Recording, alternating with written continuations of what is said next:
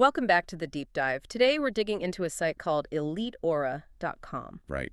And it's getting a ton of searches, something like 50,000 a month. A huge number. People are obviously seeing these absurdly low prices and getting curious. Yeah, of course. Who wouldn't be? So our mission today is pretty simple.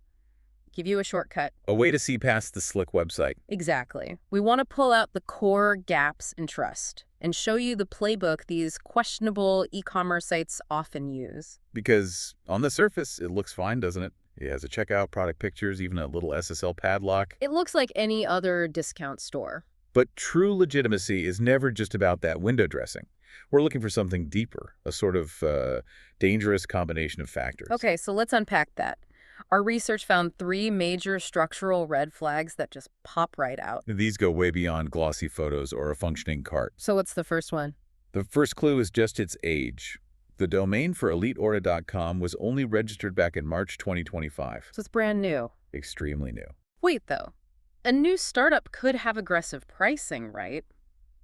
How is that a definitive warning sign on its own? Well, it isn't. Not on its own. But it's where the pattern begins. A legitimate new business usually doesn't hide the second point. Which is ownership. Bingo. Ownership. Hmm. Legitimate businesses want you to know who they are.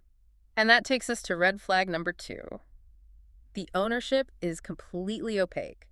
The who is data is all masked behind a privacy service. Which means what for the average person? It means no real company name, no address you can verify, and absolutely zero public history for the business you're about to give your credit card to. And that lack of identity is critical. It's what independent review sources always flag. Because if something goes wrong, Well, a lost package, say. where you need a refund, yeah. You have zero recourse. Yeah. There's literally no one accountable on the other side of that screen. And this all leads right into the biggest psychological trick, what we're calling the trust trap. Yes.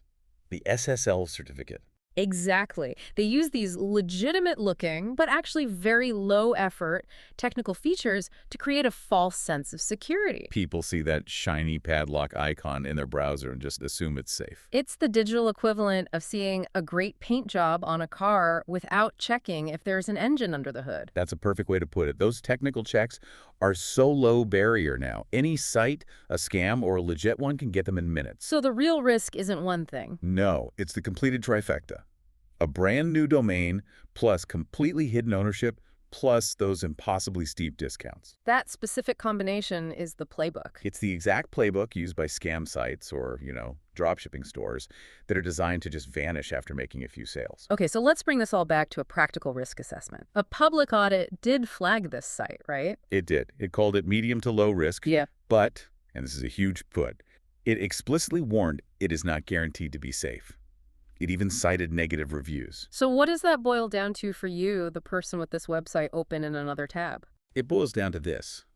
The infrastructure has all the hallmarks of a high-risk, possibly shady operation.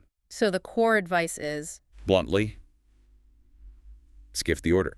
If you see this pattern, your safest bet is to just avoid shopping there, especially if you're outside their assumed country of operation. Okay, but someone's going to say, the deal is too good, I have to try. Is there any responsible way to approach that? If you absolutely must, you have to mitigate your risk.